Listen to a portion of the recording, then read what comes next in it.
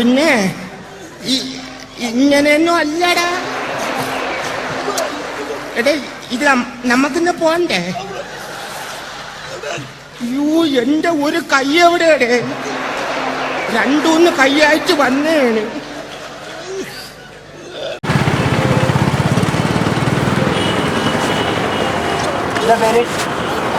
ഇത്രയും ലുക്കുള്ള ഒരു ഷെയ്ക്കിന് അതിന് മുന്നേ കണ്ടിട്ടുണ്ട്.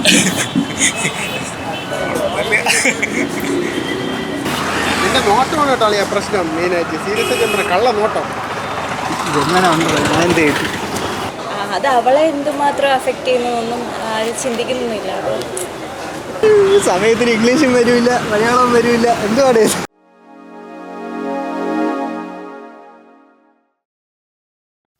أظن كنت أنا تونسي كونتر الجبلاني جالي سماع ميوسنر شكرا جزيلا. എവിടെ? പോവാം. ഇല്ലേ, അതിന് പിന്നെ കുറച്ച് കടമ്പകളുണ്ട്.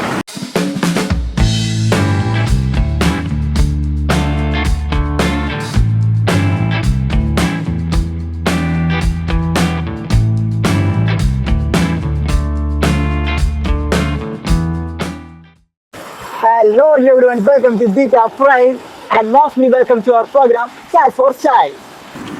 ഇത് ചൂടാടെ ഇവിടെ. ദുബായിൽ ഇത്ര ചൂടില്ലല്ലോ.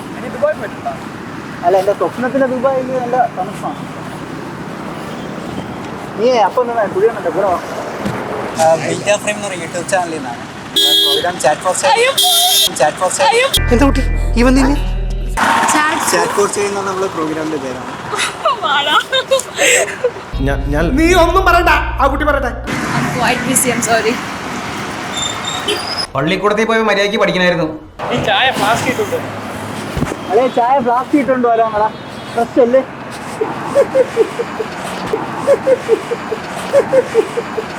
എന്തെങ്കിലും ഒരു ഫസ്റ്റ് എയ്ഡ് കൊടുക്ക്.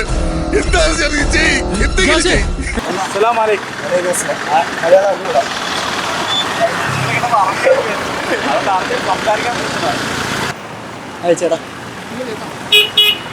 എന്നെ ഹനുമാനിലായിരുന്നു എല്ലാരും വിളിച്ചിരുന്നത്. ചാട്ടം കണ്ടിട്ട് ചേട്ടാ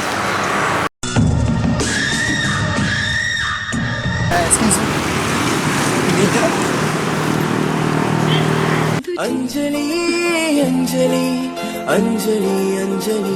ചേട്ടാ, ഫ്രീ ആണെങ്കിൽ ഒരു ഗ്ലാസ് ചായ. ഹലോ, അതെന്താണ് നിനക്ക് ചോറ് വേണ്ടാത്ത? നീ ചായ തന്നെ പറഞ്ഞു. അതാ ബെറോട്ട ഇറച്ചി വാങ്ങി തരാന്ന് പറഞ്ഞു. ചായ ഒന്നും എന്താ ഞാൻ പറഞ്ഞത്? അക്ഷരം മാറിയൊന്നും പോയിട്ടില്ല.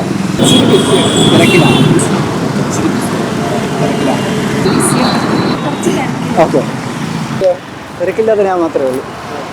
നീ വിളിച്ചപ്പോ ഞാൻ വന്നില്ലേ? Excuse me. ശൂസൊന്നും വിളിക്കുമല്ലോ.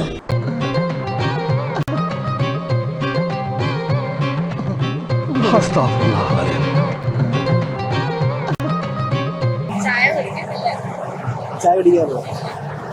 നിനക്ക് പറ്റൂലേ, കളഞ്ഞിട്ട് പോടേ. കുറെ സമയമായിട്ട് കളിയാക്കണ്. ചേച്ചി ഫ്രീ ആണെങ്കിൽ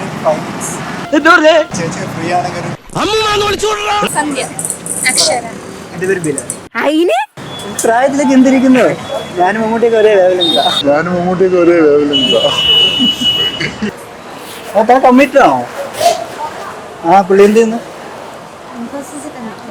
ഓക്കെ, ഞാൻ പോണ ആളെ മാറ്റി കഷ്ടപ്പെട്ടത് വെറുതെ ആയി. നമ്മുടെ സൊസൈറ്റിയിൽ എന്തെങ്കിലുമൊക്കെ നടന്നാൽ നമ്മൾ സോഷ്യൽ മീഡിയയിൽ പോസ്റ്ററൊക്കെ കാണുമ്പോൾ കമൻസ് ഒക്കെ ഇടാറില്ല. ഞാൻ കുറച്ച് പോസ്റ്റ് കാണിച്ചു തരാം. അത് എപ്പോഴും നിങ്ങൾ സോഷ്യൽ മീഡിയ കാണുന്നത് എങ്കിൽ എന്ത് കമൻ്റ് ആയിരിക്കും എന്നാണെന്നൊന്ന് കാണിക്കാമോ? പറഞ്ഞാൽ മതി.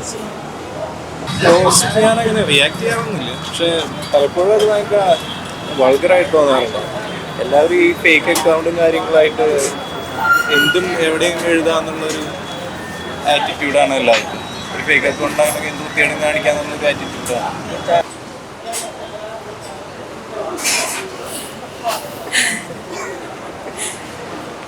Toxic റിലേഷൻഷിപ്പിനെ base ചെയ്തിട്ടുള്ളതാ. നീ വിട്ടു, ഇത് എനിക്കുള്ള പണിയാണ്. അപ്പോൾ ഫസ്റ്റ് ചിലപ്പോൾ എന്തെങ്കിലും ഒരു കാരണം കൊണ്ട് അവർക്ക് അതിൽ നിന്ന് പിന്മാറണമെന്ന് തോന്നിയതിൻ്റെ ബേസിസിലായിരിക്കാം ഇങ്ങനൊരു എന്താ പറയുക, ഈ ഒരു തരത്തിലുള്ള ക്രൈം ഉണ്ടായത്. ഗേൾ ഫ്രണ്ട് ഉണ്ടോ? എനിക്കോ? ഇല്ല. അപ്പൊ അങ്ങനെയുള്ള ആൾക്കാരെ, അതായത് ഒരു ഗേൾ ഫ്രണ്ട് ഉണ്ടാക്കുക, പിന്നെ പരസ്പരം മനസ്സിലാക്കിയിട്ട് കല്യാണം കഴിച്ചു കഴിഞ്ഞ് കഴിഞ്ഞാൽ ഇത്രയൊന്നും പ്രശ്നം ഉണ്ടാവില്ല എന്ന് വിചാരിക്കണം.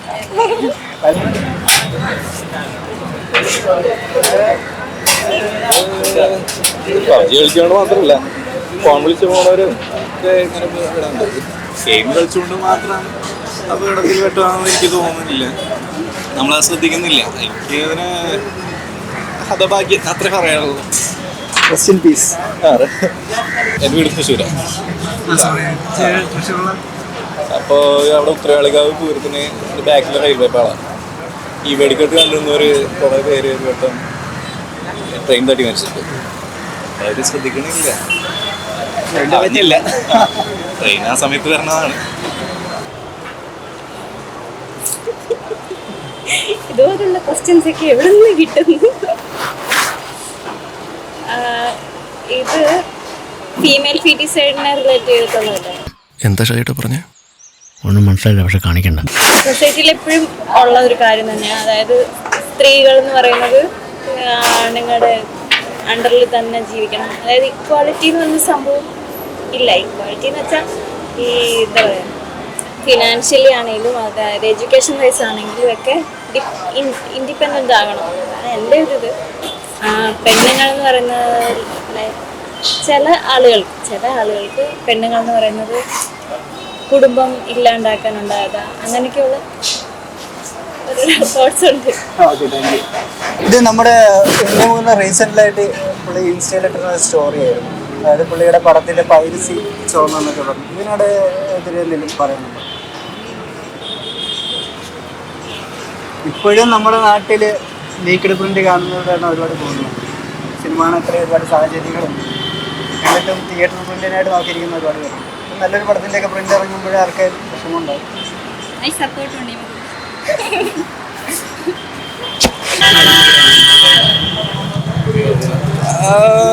ഒരു മിക്സ്ഡ് ആറ്റിറ്റ്യൂഡാണ് അതിനോട്. അല്ല അത് ഒരു 29 വയസ്സായിട്ട് എനിക്ക്. ഞാനിപ്പോ സിംഗിളായിട്ട് ഇങ്ങനെ പോകുന്നതുകൊണ്ട് എനിക്ക് വലിയ പ്രത്യേകിച്ച് ബുദ്ധിമുട്ടൊന്നും തോന്നുന്നില്ല. വിശ്വസിക്കുന്നില്ല, അവർ കേൾക്കുന്നില്ല. എനിക്ക് എന്നാൽ ആ ഒരു ഇത് രണ്ടും ഞാൻ എക്സ്പീരിയൻസ് ചെയ്തിട്ടുണ്ട്.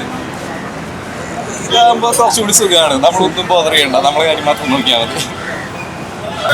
ഞാൻ ഒഴിച്ച് എല്ലാവരും നന്നായിട്ട് സംസാരിക്കുന്നുണ്ട്. നമുക്ക് അടുത്ത എപ്പിസോഡിൽ നമുക്ക് എന്തായാലും സെറ്റ് ആക്കണം. നമുക്ക് വൈൻഡ് അപ്പ് ചെയ്താലോ? കുടിക്കാൻ വെച്ചിട്ട് ചായ ആയിരുന്നു. നീ വീട്ടിൽ പോയിട്ട് കുടിയുടെ ഹബീബി നെക്സ്റ്റ് എപ്പിസോഡ് കാണാം.